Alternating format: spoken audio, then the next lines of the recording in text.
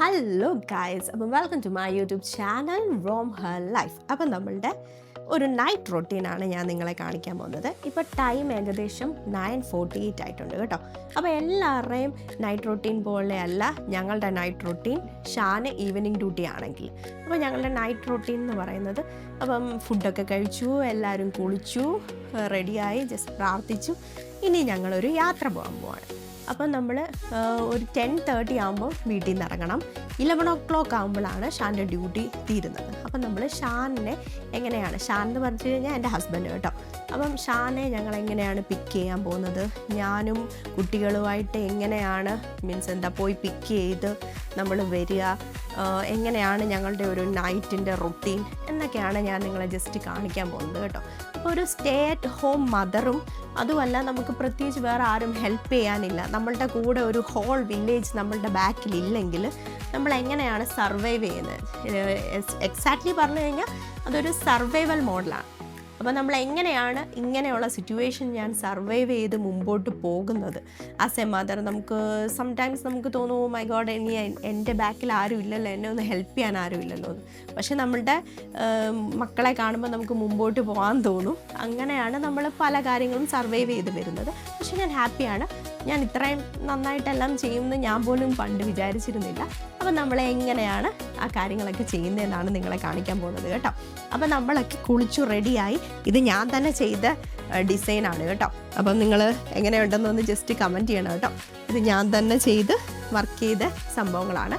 അപ്പം ഇതിൻ്റെ പ്രമോഷനൊന്നുമില്ല കേട്ടോ. ഞാൻ തന്നെ ഡിസൈൻ ചെയ്ത് ഞാൻ തന്നെ ഇടുന്നു. ഞാൻ എൻ്റെ എൻ്റെ പാരൻസിനും അങ്ങനെയൊക്കെ ഉള്ള എനിക്കിഷ്ടമുള്ളവർക്കൊക്കെ ഞാൻ ഗിഫ്റ്റ് കൊടുക്കാൻ വേണ്ടിയിട്ട് മാത്രമേ ഞാനിപ്പോൾ ഇത് ചെയ്യുന്നുള്ളൂ. ഞാനിത് ബിസിനസ്സായിട്ടൊന്നും അല്ല ചെയ്യുന്നത് കേട്ടോ.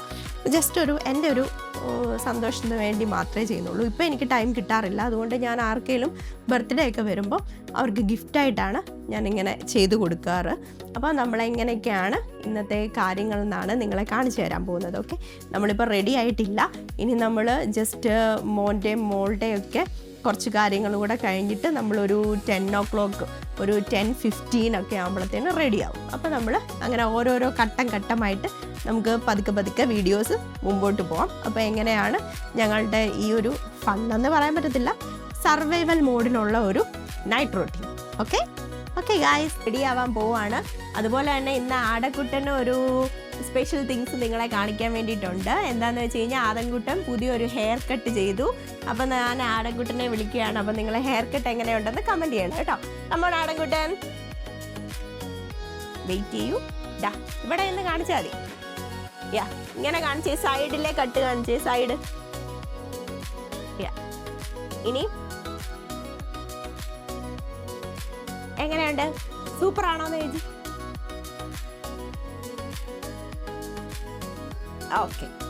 ഓക്കെ അപ്പം നമ്മൾ പോകാൻ വേണ്ടിയിട്ട് റെഡി ആവുകയാണ്. അതിന് മുമ്പേ നമുക്ക് എന്തൊക്കെ വേണം എന്ന് വെച്ച് കഴിഞ്ഞാൽ വണ്ടിയുടെ കീയ്, വീടിൻ്റെ കീയ്, പിന്നെ നമ്മുടെ 2 പിള്ളേർ, അവരെ ഇവിടെ വെച്ചിട്ട് പോകാൻ നമുക്ക് പറ്റില്ല, കാരണം വേറെ ആരുമില്ല.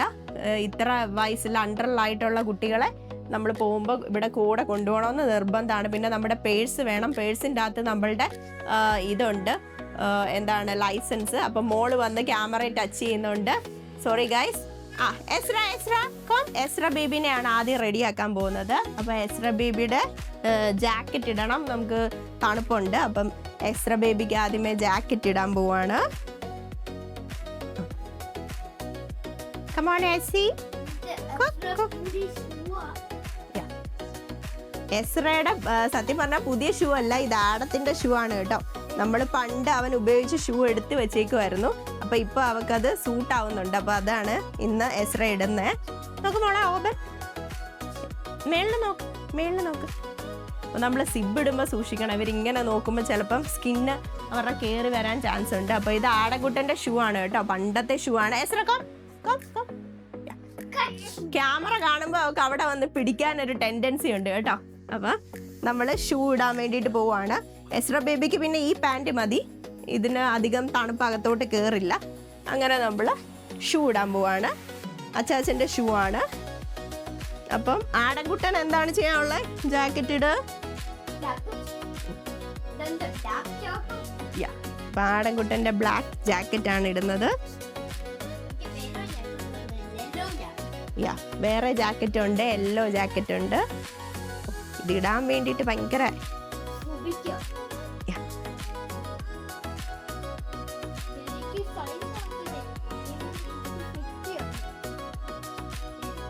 മെയിൻ പ്രശ്നം ഇവിടെ എൻ്റെ മൈക്കിലാണ് ചാരി കിടക്കുന്നത്. അപ്പോൾ എനിക്കൊരു ഇത് മീൻസ് എന്താ ഇനി മൈക്കിന് എന്തെങ്കിലും പറ്റുമോ എന്നൊരു പ്രശ്നം. ഇതേ ഹൊറിബിളാണ് ഗൈസ്. നമ്മൾ ഇവരെ രണ്ടുപേരെ ഒരുക്കി നമ്മൾ ഒരുങ്ങി കഴിയുമ്പോഴത്തേന് നമ്മൾ കഴിച്ച ഫുഡ് ദഹിച്ചു പോകും. കുട്ടൻ്റെ സോക്സ് ഇട. അപ്പം എസ്ര ബേബിയുടെ ഷൂവും കഴിഞ്ഞു. പിന്നെ നമുക്ക് ഇമ്പോർട്ടൻ്റ് ആയിട്ട് എസ്രയ്ക്ക് വെച്ച് കൊടുക്കേണ്ട ഒരു സാധനമാണ് ഇവിടെ. ഒരു മിനിറ്റ് ഇതാ ഈ പെസിഫറ. കാരണം ഇതില്ലാണ്ട് അവൾ കാറിലിരുന്ന് ഉറങ്ങില്ല. അപ്പം നമ്മൾ ഇത് വെച്ച് കൊടുത്തു. അങ്ങനെ നമ്മൾ ഷ്നുള്ളർ വെച്ചു.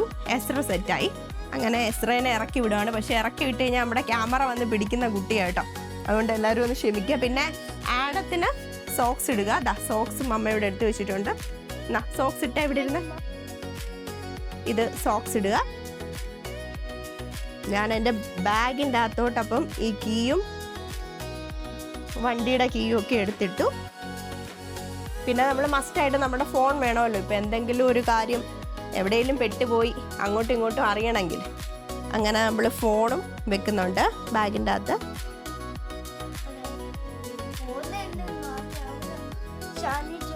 ഫോൺ ഇല്ലെങ്കിൽ ഷാനിയെ വിളിക്കാൻ പറ്റത്തില്ല. ഷാനി എന്നാണ് അവൻ്റെ പപ്പേനെ വിളിക്കുന്നത്. എസ്ര ഡാഡാന്നുമാണ് വിളിക്കുന്നത്. അങ്ങനെ അപ്പം നമ്മൾ ഇനി ഞാൻ ഒന്ന് ഡ്രസ്സ് ചേഞ്ച് ചെയ്യണം. എനിക്ക് ജാക്കറ്റ് ഇടണം. അപ്പം ഞാനത് ഇട്ടിട്ട് വരാം. അതുവരെ ഇവരെ ഒന്ന് ജസ്റ്റ് നിങ്ങൾ കണ്ടുപിടിയിരുന്നോളൂ കേട്ടോ.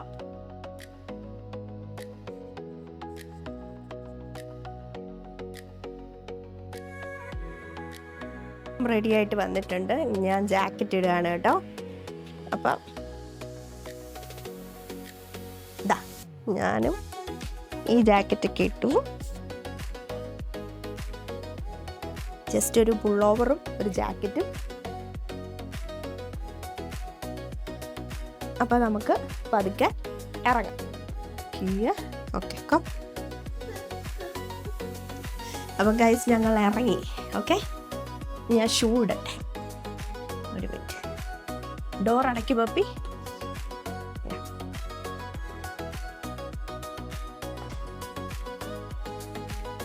ഞാൻ ഷൂ ഇടാം. അപ്പം നമുക്ക് ഇറങ്ങാം.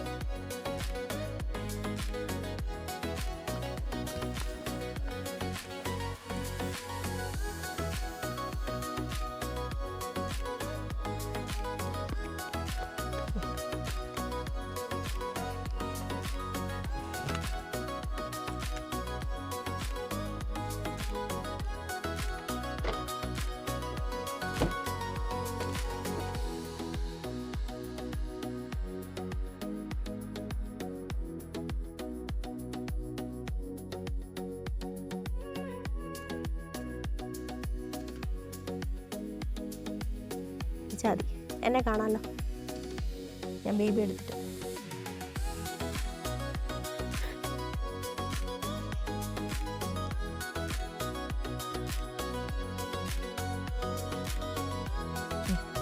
ബാക്കിലോട്ടാവും. കാണാമോ? അപ്പം നമ്മൾ ഇങ്ങനെയാണ് കാർ സീറ്റിൽ വെക്കുന്നത് കേട്ടോ. ഞാൻ ആ കുഞ്ഞിലെ ഓർഗൻ ഡൊണേഷൻ ചെയ്ത അലിൻ്റെ കാര്യമൊക്കെ ഇങ്ങനെ കണ്ടപ്പോൾ ഞാൻ വിചാരിച്ചു, എന്തുകൊണ്ട് അവർക്ക് എല്ലാ കാര്യത്തിലും നമുക്ക് എല്ലാവർക്കും നോളജുണ്ട്, എന്തുകൊണ്ടൊരു കാർ സീറ്റ് അവിടെ ആ സമയത്ത് അവർ ഉപയോഗിച്ചില്ല എന്നൊക്കെ ഞാനിങ്ങനെ വിചാരിക്കുമായിരുന്നു. അപ്പം നമ്മളെപ്പോഴും കാർ സീറ്റും അതിൻ്റെ സീറ്റ് ബെൽറ്റും ഒക്കെ ഇടേണ്ട ഇമ്പോർട്ടൻസ് നമ്മൾ പഠിക്കണം. ഓക്കെ, അപ്പോൾ നമ്മൾ വിൻ്റർ ടൈമിലാണെങ്കിൽ നമ്മളെപ്പോഴും സീറ്റ് ബെൽറ്റ് എപ്പോഴും ടൈറ്റാക്കി വെക്കുക. വിൻ്റർ ടൈമിൽ മാത്രമല്ല എപ്പോഴും. കാരണം വിൻ്ററിൽ നമ്മുടെ ജാക്കറ്റ് ഒരുപാട് ലൂസാവും, അതുകൊണ്ട് നമ്മൾ കെയർഫുൾ ആയിരിക്കണം. പിന്നെ കുഞ്ഞുങ്ങൾ കംഫർട്ടബിളായിട്ടിരിക്കാൻ നോക്കുക. ഈ സീറ്റിന് ഒരു ഫെസിലിറ്റീസ് ഉണ്ട്, നമുക്ക് ഇരുത്തുകയും ചെയ്യാം, വേണമെങ്കിൽ അവർക്ക് കിടന്നുറങ്ങാനാണ് ഇങ്ങനെ ഇത് ചെയ്യുകയും ചെയ്യാം. അപ്പം ജർമ്മനിയിൽ ഇങ്ങനെയാണ് നമ്മൾ കൊണ്ടുപോകുന്ന കുട്ടികളെ. അതുപോലെ തന്നെ ആടൻകുട്ടൻ ഇരിക്കുന്നത് ഞാൻ കാണിച്ചു തരാം. അവന് 6 years ആയി, പക്ഷേ സ്റ്റിൽ അവൻ ഒരു കിൻഡർ സീറ്റ് ഉപയോഗിക്കുന്നുണ്ട്. ഇവിടെ 12 വയസ്സ് വരെ അത് മസ്റ്റാണ്. അപ്പം എന്താ കണ്ടില്ലേ, ആടത്തിൻ്റെ സീറ്റെന്ന് വെച്ച് കഴിഞ്ഞ് കഴിഞ്ഞാൽ ഇങ്ങനെ ഒരു സീറ്റാണ്, അതിലൊരു പൊങ്ങിയിരിക്കും, എന്നിട്ട് അവർ നോർമൽ സീറ്റ് ബെൽറ്റ് ഇടുക. അപ്പം എന്താണെന്ന് വെച്ച് കഴിഞ്ഞാൽ അവർ ആക്സിഡൻറ്റ് ഉണ്ടാകുമ്പം സീറ്റ് ബെൽറ്റിൽ നിന്ന് ഊരിപ്പോവില്ല. അപ്പോൾ ആ സീറ്റ്, താഴത്തെ സീറ്റ് ഫിക്സ് ചെയ്ത് വെച്ചിരിക്കുന്നതാണ്. അപ്പോൾ ഇതിവിടെ മസ്റ്റാണ്. അപ്പോൾ പിള്ളേർ കംഫർട്ടബിളായിട്ടിരിക്കും. അങ്ങനെ ആടൻകുട്ടൻ ഓരോന്ന് കാണിക്കുന്നുണ്ട്. അങ്ങനെ എസ്ര ബേബി ഷൂ ഒക്കെ ഊരാൻ തുടങ്ങി. അപ്പോൾ ഞാൻ പതുക്കെ സ്റ്റാർട്ട് ചെയ്യട്ടെ നമ്മുടെ യാത്ര.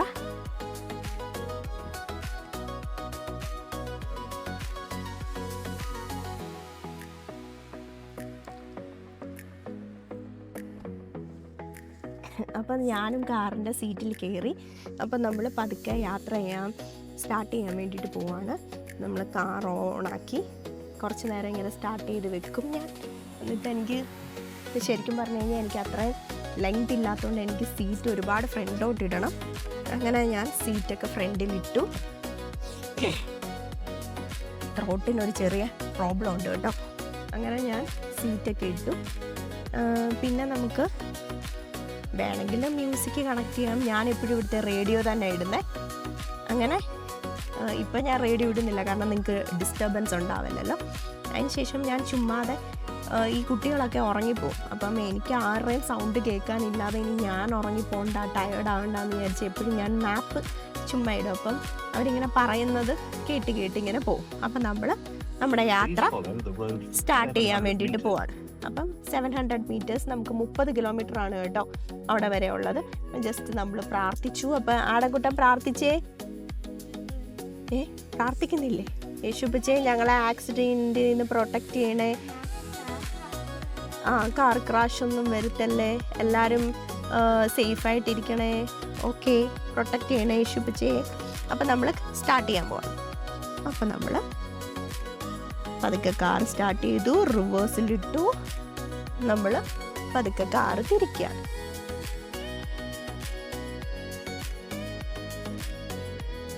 ഞാൻ നിങ്ങളെ ഇടയ്ക്കിടയ്ക്ക് വീഡിയോയ്ക്കകത്ത് തിരിച്ച് ഞാൻ അല്ലാതെ കാര്യങ്ങൾ കാണിച്ചു തരാം കേട്ടോ. അപ്പം നമ്മൾ പതുക്കെ സ്റ്റാർട്ട് ചെയ്യാൻ വേണ്ടി പോവാണ്. നമ്മളുടെ ഒരു നെയ്ബർ നടന്നു പോകുന്നുണ്ട് അപ്പുറത്ത്. ഞാനൊരു ഹായ് ഒക്കെ പറഞ്ഞിട്ട് നമ്മൾ പതുക്കെ യാത്ര സ്റ്റാർട്ട് ചെയ്യാണ് കേട്ടോ. ഇങ്ങനെയാണ് നമുക്ക്, പ്രത്യേകിച്ച് വേറെ ആരും ഇവിടെ ഹെൽപ്പിനൊന്നും ഇല്ലെങ്കിൽ നമ്മളിങ്ങനെയാണ് നമ്മളുടെ ഒരു ലൈഫിൻ്റെ റൊട്ടീൻ ഇങ്ങനെ പോകുന്നത്. പ്രത്യേകിച്ച് എനിക്കിവിടെ ആരുമില്ല ഹെൽപ്പ് ചെയ്യാൻ. നമ്മളുടെ കസിൻസോ നമ്മുടെ റിലേറ്റീവ്സോ ഒന്നും നമുക്ക് ജർമ്മനിയിൽ നമുക്കില്ല. നമ്മൾ തന്നെയാണ് എല്ലാ കാര്യങ്ങളും ഡീൽ ചെയ്ത് വരുന്നത്. അപ്പോൾ എന്തുകൊണ്ട് ഞങ്ങളിപ്പോൾ ഷാനെ വിളിക്കാൻ പോകുന്നു എന്ന് വെച്ച് കഴിഞ്ഞാൽ, ഷാൻ ഇന്ന് 11 മണി വരെ ഈവനിങ് ഡ്യൂട്ടി കഴിഞ്ഞിട്ട് വീട്ടിൽ വരുമ്പോൾ തന്നെ ഏകദേശം 12 മണി 12:30 ആവും കഴിച്ച് കുളിച്ചൊക്കെ കിടന്നുറങ്ങാൻ വേണ്ടിയിട്ട് എന്ന് തോന്നുന്നു. ചിലപ്പോൾ 1 o'clock ഒക്കെ ആവുമായിരിക്കാം. പക്ഷേങ്കിൽ ഇത് കഴിഞ്ഞതിന് ശേഷം എസ്ര അവിടെ ഇരുന്ന് വിളിക്കുന്നുണ്ട് കേട്ടോ. അപ്പം ഇത് കഴിഞ്ഞതിന് ശേഷം ഷാന് പിന്നെ 5 മണിക്ക് എണ്ണിട്ടിട്ട് വേണം 5:45 ട്രെയിനിൽ മോർണിംഗ് ഡ്യൂട്ടിക്ക് പോവാൻ. അപ്പം ഒരു ഇതിൻ്റെ ഇടയ്ക്ക് നാവിഗേഷൻ നിങ്ങൾക്ക് കേൾക്കാൻ പറ്റും. അപ്പം അപ്പം നാളെ ഷാന് രാവിലെ ഡ്യൂട്ടിക്ക് പോകണം, മോർണിംഗ് ഡ്യൂട്ടിയാണ്. അതിനും ഞാൻ രാവിലെ താഴെ ചിലപ്പം റെയിൽവേ സ്റ്റേഷനിൽ വരെ കൊണ്ടുവിടും. ചില സമയത്ത് കുട്ടികളെ എടുത്തുകൊണ്ട് ലേറ്റ് ആയെന്ന് വിചാരിക്കുമെന്ന് വിചാരിച്ചു. ഇന്നിപ്പോൾ ഇത്രയും ടയേർഡായില്ലേ, അപ്പം അങ്ങനെയാണെങ്കിൽ ഞാൻ കുട്ടികളെ കൊണ്ട് പിന്നെയും രാവിലെ എണീറ്റ് പോകും. അങ്ങനെയാണ് നമ്മളുടെ ഒരു ഇങ്ങനെ ഈവനിങ് ഡ്യൂട്ടി മോർണിംഗ് ഡ്യൂട്ടിയുടെ ഒരു റൊട്ടീൻ. ഷാനാണ് ഡ്യൂട്ടിക്ക് പോകുന്നതെങ്കിൽ നമ്മൾ ഹോൾ ഫാമിലി ഇതിൽ ഇൻവോൾവ്ഡ് ആണ് കേട്ടോ. അപ്പം നമ്മളുടെ ഈ നാവിഗേഷൻ കാരണം നിങ്ങൾക്കൊരു കേൾക്കുന്നതിനൊരു ബുദ്ധിമുട്ട് ഉണ്ടാവും. അപ്പം ഞാനിത് പതുക്കെ ഓഫ് ചെയ്യാമെന്ന് വിചാരിക്കുകയാണ് കേട്ടോ. നിങ്ങൾ ജസ്റ്റ് കണ്ടിരുന്നോ video? Now turn left and then turn right onto the B300. ഇവർ പതുക്കെ ഇപ്പം അങ്ങ് ഉറങ്ങിക്കോളും. അവരെ നമ്മൾ നോക്കിയേ വേണ്ട, അവർ ബാക്കിൽ സേഫാണ് കേട്ടോ. അപ്പോൾ അവർ ബാക്കിൽ സേഫായിട്ട് ഇരുന്നോളും. അപ്പോൾ നമ്മളത് നോക്കിയേ വേണ്ട. ഇപ്പം നമ്മളിങ്ങനെ ട്രാവൽ ചെയ്തുകൊണ്ടിരിക്കുകയാണ്. ഞാൻ ക്യാമറ ഇടയ്ക്കൊന്ന് കയ്യിൽ വെച്ചിട്ടുണ്ട്, പിന്നെ ഇടയ്ക്ക് ഞാൻ താഴെ വെക്കും. ഇതായിരുന്നു ഇപ്പം എന്താണ്, ഒരു സിഗ്നൽ ആയപ്പോഴാണ് ഞാൻ എടുത്ത് കയ്യിൽ വെച്ചത്. അപ്പോൾ നമ്മൾ ഇങ്ങനെ ട്രാവൽ ചെയ്ത് പോവാണ് കേട്ടോ. അധികം ആൾക്കാരൊന്നുമില്ല, നമ്മൾ മാത്രമേ ഉള്ളൂ. ഇതാ കുറേ ആൾക്കാർ ഡ്യൂട്ടി കഴിഞ്ഞ് തിരിച്ച് വരുന്നു. പക്ഷേ ഇവിടുന്ന് അങ്ങോട്ട് പോകാൻ, ഞങ്ങളുടെ ഈ ഷോഫൈമി എന്ന് പറഞ്ഞ സ്ഥലത്ത് നിന്ന് അങ്ങോട്ട് പോകാൻ സത്യം പറഞ്ഞു കഴിഞ്ഞാൽ ആരുമില്ല. അപ്പം ഞാനും പിള്ളേരും കൂടി ഇങ്ങനെ ഈ ഒരു കാട്ട് റൂട്ടിൽ കൂടെ, ഇതാണ് നമ്മളുടെ മെയിൻ റോഡ് കേട്ടോ, ഇതിൽ കൂടെയാണ് നമ്മൾ പോകുന്നത്. അങ്ങനെ നമ്മളുടെ നാളെ സത്യം പറഞ്ഞു കഴിഞ്ഞാൽ മോർണിംഗ് ഡ്യൂട്ടിയൊക്കെ കഴിഞ്ഞ് തിരിച്ച് വൈകിട്ട് വരുമ്പോൾ 5:30 ആവും കേട്ടോ. അപ്പോൾ ഇത്രയും ഒരു വർക്ക് ലോഡും വർക്ക് പ്രഷറും ഉള്ള സ്ഥലമാണ് കേട്ടോ സ്വിറ്റ്സർലാൻഡ് എന്ന് പറഞ്ഞാൽ. ചിലവരൊക്കെ ഞാൻ കണ്ടിട്ടുണ്ട് സ്വിറ്റ്സർലാൻഡിൽ ഭയങ്കര എന്താണ് ഹെവൻലി പ്ലേസ് ഒക്കെയാണ് നമ്മളുടെ. ബട്ട് സ്റ്റിൽ നമ്മൾ വർക്ക് ചെയ്താൽ മാത്രമേ, നന്നായിട്ട് വർക്ക് ചെയ്താൽ മാത്രമേ നമുക്ക് ആ ഒരു സാലറി നമുക്ക് കിട്ടുകയുള്ളൂ. പിന്നെ നഴ്സുമാരുടെ ജോബ് അറിയാമല്ലോ, നമ്മളുടെ ഒരു സ്റ്റേബിൾ ആയിട്ടുള്ള ഒരു ഇതല്ല, മീൻസ് എന്താ ഒരു വർക്കിംഗ് ടൈം അല്ല. അപ്പം നമ്മൾ അതിനനുസരിച്ച് നമ്മുടെ ഫാമിലീനെ അഡ്ജസ്റ്റ് ചെയ്യണം. അപ്പോൾ ഇതുപോലെ ഒരുപാട് സ്ട്രഗിൾ ചെയ്തിട്ടാണ് പല നഴ്സുമാരും അവരുടെ ഫാമിലിയുടെ കാര്യത്തിലും സാക്രിഫൈസ് ചെയ്ത് അങ്ങനെയാണ് കേട്ടോ എല്ലാവരെയും നോക്കുന്നത്. അപ്പോൾ നമ്മളിങ്ങനെ മുമ്പോട്ട് പൊയ്ക്കൊണ്ടിരിക്കുകയാണ് കേട്ടോ. അപ്പം ഞാൻ നോക്കിയപ്പോൾ ആ വണ്ടിയിലെ ടെമ്പറേച്ചർ ഇച്ചിരി കൂടുതലാണ് കേട്ടോ. എനിക്ക് ഭയങ്കര ചൂടെടുക്കുന്നുണ്ട്. നമ്മൾ ഇത്രയും ജാക്കറ്റൊക്കെ ഇട്ടിട്ട്, അപ്പം ആരുമില്ല, നല്ല ഇരുട്ടാണ്, കാടും അങ്ങനെ ഒരു ഇതിൽ കൂടെയാണ് നമ്മൾ പോകുന്നത്. പണ്ട് നമ്മളുടെ ഇന്ത്യയിലായിരുന്നു കഴിഞ്ഞപ്പം ഇങ്ങനെയൊന്നും നമ്മൾ യാത്ര ചെയ്ത് പോയ ഒരു എക്സ്പീരിയൻസ് ഒന്നും ഇല്ലല്ലോ. പക്ഷേങ്കിൽ ഇവിടെ ഇതൊക്കെ ഒരു എല്ലാവരെ കൊണ്ടും പറ്റും. എല്ലാ സ്ത്രീകളും ഇവിടെ അങ്ങനെ ചെയ്യും. എന്താണ് വേറൊരു ലിവിങ് സ്റ്റൈലിൻ്റെ വ്യത്യാസമുണ്ട്, വർക്ക് കൾച്ചർ വ്യത്യാസമുണ്ട്, എല്ലാ കാര്യത്തിനും വ്യത്യാസമുണ്ട്. അപ്പം ഇതൊക്കെയാണ് ഞങ്ങളുടെ ഇവിടുത്തെ ലൈഫ് കേട്ടോ. ഒറ്റയ്ക്ക് ജീവിക്കുമ്പോൾ നമുക്ക് പലതായിട്ടുള്ള ഒരു ലോൺലിനെസ് തോന്നും. ബട്ട് സ്റ്റിൽ നമ്മൾ സ്ട്രോങ് ഇനഫാണ്. നമുക്ക് ഇത്രയൊക്കെ ഒരു വിൽ പവർ ഉണ്ടെന്ന് നമുക്ക് ഇങ്ങനെയൊക്കെ ജീവിക്കുമ്പോഴാണ് മനസ്സിലാവുന്നത്. ഇതൊക്കെ ഹിഡൻ ആയിട്ട് നമ്മളുടെ ഉള്ളിൽ ഉള്ളതാണ്. എല്ലാവർക്കും സർവൈവ് ചെയ്യാൻ പറ്റും.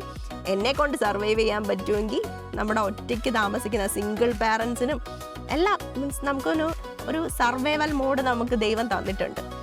എന്ത് പ്രശ്നം വന്നാലും നമ്മളത് ഫേസ് ചെയ്ത് നമ്മൾ മുമ്പോട്ട് പോവുക. നമുക്ക് എല്ലാം സർവൈവ് ചെയ്യാൻ പറ്റും എന്ന് എനിക്കൊരു ഹോപ്പുണ്ട്. കാരണം ഞാൻ അത്രയും സ്ട്രഗിൾ ചെയ്തിട്ടുണ്ട്. കാരണം എൻ്റെ കുഞ്ഞൊക്കെ ഉണ്ടായതിന് ശേഷം എൻ്റെ ഹസ്ബൻഡ് 5 ദിവസം കഴിഞ്ഞിട്ട് ഡ്യൂട്ടിക്ക് പോകേണ്ട വന്നു.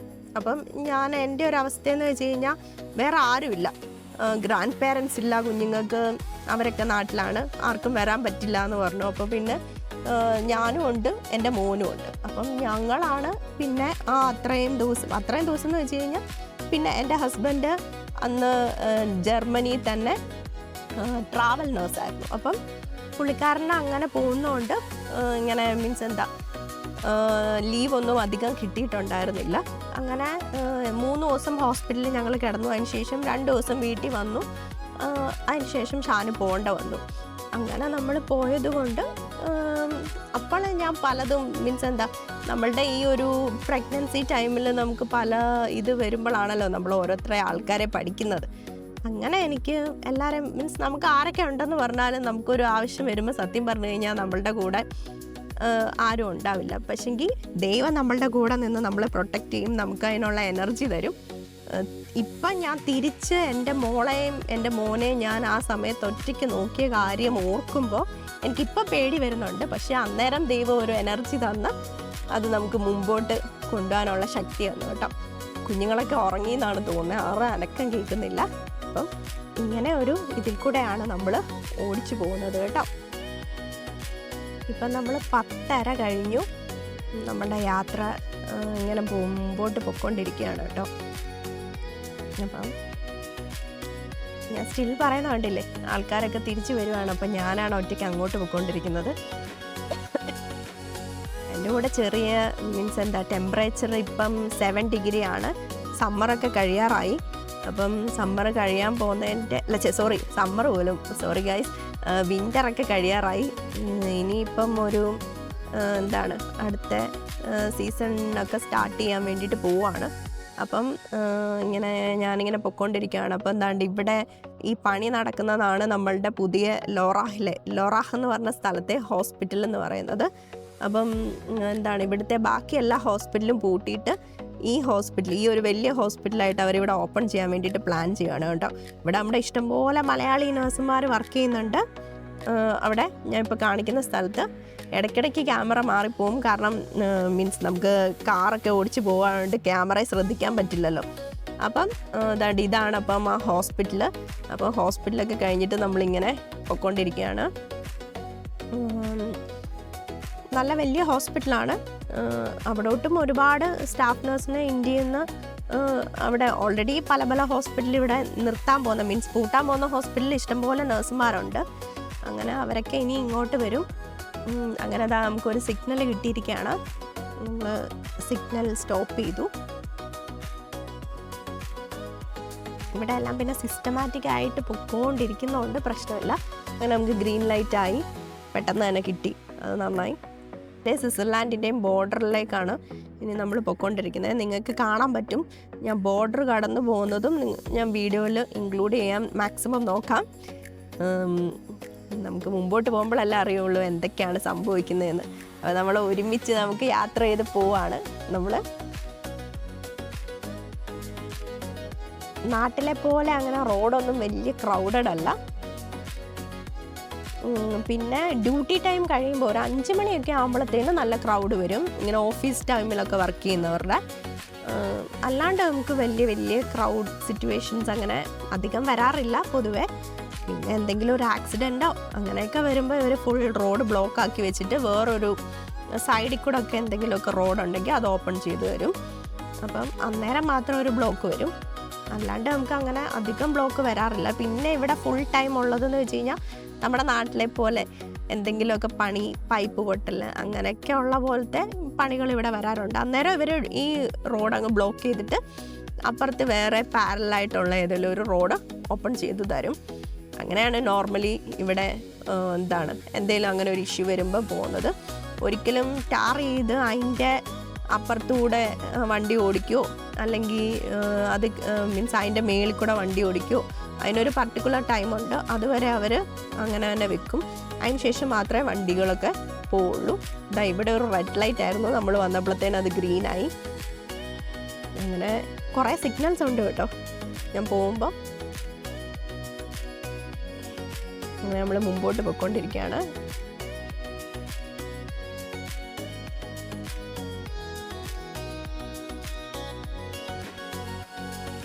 ഇത് അടുത്തൊരു സിഗ്നൽ നമുക്ക് കിട്ടിയിട്ടുണ്ട്. ഞാനിവിടെ സ്റ്റോപ്പ് ചെയ്യണം കേട്ടോ.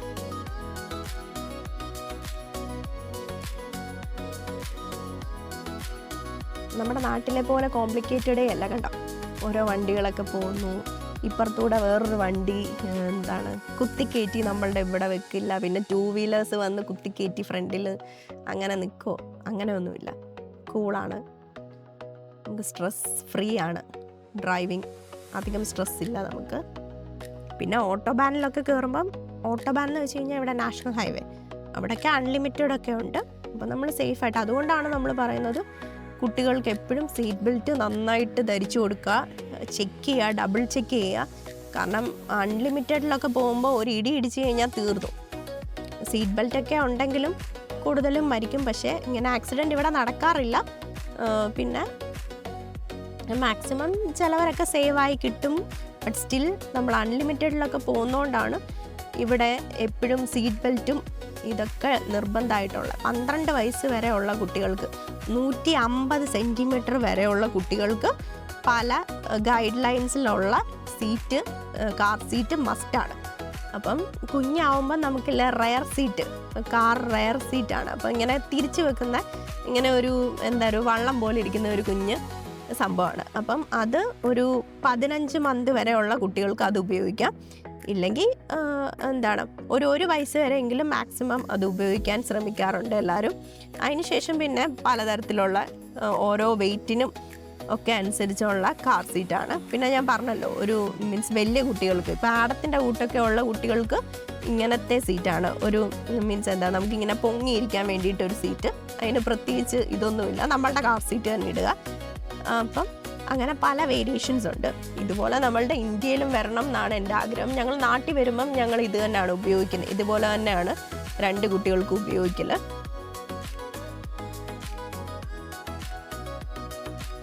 അങ്ങനെ നമുക്ക് അടുത്ത സിഗ്നൽ കിട്ടി. അപ്പം ഞാൻ ഇങ്ങനെ പോകുന്ന വഴിക്ക് ഇവിടുത്തെ ഫയർ എൻജിൻ്റെ വണ്ടിയാണ് കേട്ടോ ഇത്. എൻ്റെ അപ്പുറത്ത് അവരാണ് നിർത്തിയിരിക്കുന്നത് കേട്ടോ. അപ്പോൾ നമ്മൾ സിഗ്നലിൽ നിൽക്കുകയാണ്. ഇവിടുന്ന് കുറച്ചങ്ങോട്ട് പോകുമ്പോൾ മാക്ഡൊണാൾഡ്സ് ഉണ്ട് കേട്ടോ. അതാണ് ആ ബോർഡിൽ എഴുതി വെച്ചിരിക്കുന്നത്. അപ്പോൾ നമുക്ക് ഗ്രീൻ ലൈറ്റ് കിട്ടി. അപ്പോൾ നമ്മൾ പോവാണ്. അപ്പം നമ്മൾ പറഞ്ഞു വന്നത് കാർ സീറ്റ് മസ്റ്റാക്കണം എന്നുള്ളത്. നമ്മുടെ നാട്ടിൽ കാർ സീറ്റ് മസ്റ്റാക്കണം എൻ്റെ ഒരു അഭിപ്രായത്തിൽ. കാരണം ഒരുപാട് ആക്സിഡൻറ്റ്സ് ഉണ്ട്. അപ്പോൾ കുട്ടികൾ സേഫായിട്ടിരിക്കുകയാണെങ്കിൽ നമ്മൾ കാർ സീറ്റ് മസ്റ്റായിട്ട് ഉപയോഗിക്കണം. ഞാൻ നാട്ടിൽ വരുമ്പം എൻ്റെ മോളുണ്ടായതിന് ശേഷം ഞങ്ങൾ നാട്ടിൽ വന്നിട്ടില്ല. മോനുള്ളപ്പോൾ എപ്പോഴും നമ്മൾ കാർ സീറ്റ് ഉപയോഗിക്കാറ് നമ്മൾ പോകാറില്ല. അത് നമ്മൾ ഫാമിലി ആയിട്ട് എത്ര പേരെ കാറിൽ കുത്തി നിറച്ച് കൊണ്ടുപോകുന്നു എന്നല്ല, 5 പേരെ കാറിലിരിക്കാൻ പാടുള്ളൂ. അവർക്ക് 5 പേർക്കുള്ള കാറിൽ ബെൽറ്റ് ഇടണം. അത് മസ്റ്റായിട്ട് നമ്മൾ ഇടണം. പല ആക്സിഡൻറ്റിൽ നിന്ന് നമ്മളെ രക്ഷിക്കുന്നത് നമ്മുടെ സീറ്റ് ബെൽറ്റാണ്. അപ്പം അതുപോലെ തന്നെ കുട്ടികളുള്ളപ്പം നമ്മളിപ്പം വേറെ ആരെയും നമ്മൾ കൊണ്ടുപോകാതിരിക്കുകയോ അങ്ങനെ ഒരു ഈഗോ പ്രശ്നത്തിൻ്റെ കാര്യമില്ല. നമ്മളുടെ മക്കളെ, നമ്മൾ ഇത്രയും കഷ്ടപ്പെട്ട് നമ്മൾ വളർത്തി വലുതാക്കിയ മക്കളെ നമ്മൾ പ്രൊട്ടക്റ്റ് ചെയ്യുക എന്നുള്ളതാണ്. അപ്പം നമ്മൾ അവർക്ക് 2 കാർ സീറ്റ് വെച്ച് കഴിഞ്ഞാൽ സത്യം പറഞ്ഞു കഴിഞ്ഞാൽ എക്സ്ട്രാ ഒരാൾക്ക് പോലും നമ്മളുടെ കാറിൽ ബാക്കിലിരിക്കാൻ പറ്റില്ല. അപ്പം 4 പേർക്ക് മാത്രമേ യാത്ര ചെയ്യാൻ പറ്റൂ. അങ്ങനെയൊക്കെ ഓർത്ത് അയ്യോ നമ്മൾ അവരെയും കൂടെ കൊണ്ടുപോകണ്ടേ അല്ലേ എന്നൊക്കെ ഓർത്ത് നമ്മൾ കാർ സീറ്റ് വേണ്ട എന്നൊന്നും ഒരിക്കലും വെക്കരുത്. നമ്മളുടെ മക്കളുടെ സേഫ്റ്റി അത് നമ്മൾ എന്ത് വില കൊടുത്തോ അവരുടെ സേഫ്റ്റിയാണ് നമുക്ക് പ്രധാനം എന്ന് പറയുന്നത്. അപ്പം നിങ്ങൾ എല്ലാവരും എത്ര മീൻസ് ഒരു കൂടിപ്പോയാൽ ഒരു 7,000 രൂപ നമ്മളൊരു സ്വർണ്ണമാല വാങ്ങിച്ച് നമ്മുടെ 28 കെട്ടിന് അരിഞ്ഞാണം കെട്ടുന്നു, സ്വർണ്ണമാല ഇടുന്നു, സ്വർണ്ണ കമ്മലിടുന്നു, സ്വർണ്ണ കൊലുസിടുന്നു കൊച്ചിന്. ആ പൈസ നമ്മൾ സേവ് ചെയ്ത് വെച്ചിട്ട് നമ്മളൊരു കാർ സീറ്റ് വാങ്ങിച്ച് വെക്കല്ലോ. എന്തുകൊണ്ട് നമുക്കത് വെക്കാൻ പറ്റുന്നില്ല എന്നുള്ളതാണ് എൻ്റെ ഒരു ക്വസ്റ്റ്യൻ. നമ്മൾ ഈ സ്വർണ്ണം ഇട്ട് പിള്ളേരെ കൂടുതൽ ഡേഞ്ചറിലേക്ക് കൊണ്ടുപോകാതെ എന്ന് വെച്ച് കഴിഞ്ഞാൽ നമ്മൾ കുഞ്ഞുങ്ങൾ സ്വർണ്ണം ഇട്ട് നടക്കുമ്പം നമ്മൾ വലിയവർക്ക് അത് പ്രൊട്ടക്റ്റ് ചെയ്യാനറിയാം. ഓക്കെ, സ്വർണ്ണം എന്ന് പറഞ്ഞു കഴിഞ്ഞാൽ ഇങ്ങനത്തെ സാധനമാണ്, നമ്മളത് സേഫായിട്ട് പ്രൊട്ടക്റ്റ് ചെയ്ത് കുറച്ച് കൊണ്ടു നടക്കണം, അല്ലെങ്കിൽ ആരെങ്കിലും നമ്മളുടെ കയ്യിൽ നിന്ന് തട്ടിപ്പറിച്ചുകൊണ്ട് പോവും എന്നൊക്കെ നമുക്കറിയാം. പക്ഷെ കുഞ്ഞു പിള്ളേർക്ക് ഇതൊന്നും അറിയില്ല. നമ്മളുടെ അവരുടെ ദേഹത്ത് കിടക്കുന്ന സ്വർണത്തിന് വേണ്ടിയിട്ട് അവരെയും കൂടെ തട്ടിക്കൊണ്ട് പോകുന്ന ആൾക്കാരും അവരെ കൊല്ലുന്ന ആൾക്കാരുമാണ് നാട്ടിലുള്ളത്. അപ്പം നമ്മൾ സേഫായിട്ട് അവർക്ക് സ്വർണവും ഇതൊന്നും കൊടുക്കാതെ കാർ സീറ്റും അങ്ങനെയൊക്കെയുള്ള അവരുടെ സേഫ്റ്റി നിങ്ങൾ നോക്കുക. നമ്മൾ അവർക്ക് ജന്മം കൊടുത്തു, അപ്പം നമ്മൾ മാക്സിമം എഫേർട്ട് ഇട്ട് അവരുടെ സേഫ്റ്റി നോക്കേണ്ട കടമ നമുക്കാണ്. ഒരു വിട്ടുവീഴ്ചയായും നമ്മൾ വിചാരിക്കാൻ പാടില്ല. പിന്നെ നമുക്ക് ആക്സിഡൻറ്റ് പറ്റിപ്പോയി പിന്നെ എന്തെങ്കിലും വന്നിട്ട് നമ്മൾ അങ്ങനത്തെ വലിയ കാര്യം ചെയ്തു എന്ന് പറഞ്ഞിട്ടും കാര്യമില്ല. എന്ന് വെച്ച് കഴിഞ്ഞാൽ നമ്മൾ പ്രൊട്ടക്റ്റ് ചെയ്യേണ്ടായിരുന്നു നമ്മുടെ കുട്ടികളെ, അല്ലേ? അപ്പം എന്തും വേണ്ടി ആക്സിഡൻ്റാണ് ഇന്ത്യയിൽ നടക്കുന്നത്. അപ്പം എനിക്കത് കാണുമ്പോൾ സത്യം പറഞ്ഞു കഴിഞ്ഞാൽ സങ്കടം വരാറുണ്ട്. പിന്നെ ഇവിടെ ആണല്ലോ എന്നോർത്തും ഇവിടെ എല്ലാവരും മര്യാദയ്ക്ക് വണ്ടി ഓടിക്കുമല്ലോ എന്നോർത്തും ഒരു സമാധാനം ഇപ്പം എനിക്ക് തോന്നുന്നുണ്ട് കേട്ടോ. ഇതാ കണ്ടില്ലേ, ഇപ്പോൾ അടുത്തൊരു മോളെ വഴി കൂടെ നടന്നു പോയ മോളെ കണ്ടില്ലേ, വണ്ടി ഇടിച്ച് ഒരു ഡോക്ടർ ഇത് ചെയ്ത്. ഞാൻ ആരുടെയും പേരൊന്നും മെൻഷൻ ചെയ്യുന്നില്ല. ആൾക്കാരുടെ നെഗ്ലിജൻസ് എന്ന് ഞാൻ പറയുള്ളൂ. ഇതൊക്കെ സേഫായിട്ടും നമ്മൾ സമാധാനപരമായിട്ടും ഒക്കെ ഓടിക്കേണ്ട ഒരു കാര്യമാണ് വണ്ടി. സ്ട്രെസ് ഉള്ളപ്പോൾ വണ്ടി എടുത്തുകൊണ്ട് പോകാതിരിക്കുക. പിന്നെ ചിലവരുണ്ട് ആരുടെ അടുത്തേലും ദേഷ്യം വരുമ്പോൾ അവർ വണ്ടി എടുത്തുകൊണ്ട് പോവുക. അങ്ങനെയുള്ള കാര്യങ്ങളൊക്കെ നമ്മൾ അവോയ്ഡ് ചെയ്യുക. പിന്നെ ആൽക്കഹോൾ ഉപയോഗിക്കാതെ നമ്മൾ വണ്ടി ഓടിക്കുക. ഇതൊക്കെ മസ്റ്റായിട്ട് നമ്മൾ നോക്കേണ്ടതാണ്. പിന്നെ നമ്മൾ എല്ലാത്തിലും ഒരു കോൺസെൻട്രേഷൻ ഒന്ന് ശ്രദ്ധിക്കുക. നാട്ടിൽ നമ്മൾ ശ്രദ്ധിച്ചാൽ തന്നെ അപ്പുറത്തുനിന്നും ഇപ്പുറത്തുനിന്നും ഒക്കെ ഓട്ടോ വരും, ബൈക്ക് വരും, സ്കൂട്ടർ വരും, അങ്ങനെ പല കാര്യങ്ങളുണ്ട്. ബട്ട് സ്റ്റിൽ നമ്മൾ നമ്മളുടെ മക്കളെയും നമ്മളും സേഫായിട്ടിരിക്കാൻ മാക്സിമം ട്രൈ ചെയ്യുക. ഗൈസ്, അപ്പോൾ സെക്കൻഡ് പാർട്ട് ഞാൻ ഉടനെ തന്നെ ഇന്ന് തന്നെ അപ്ലോഡ് ചെയ്യുന്നതായിരിക്കും. അപ്പം thank you guys, bye bye, see you in next video, by.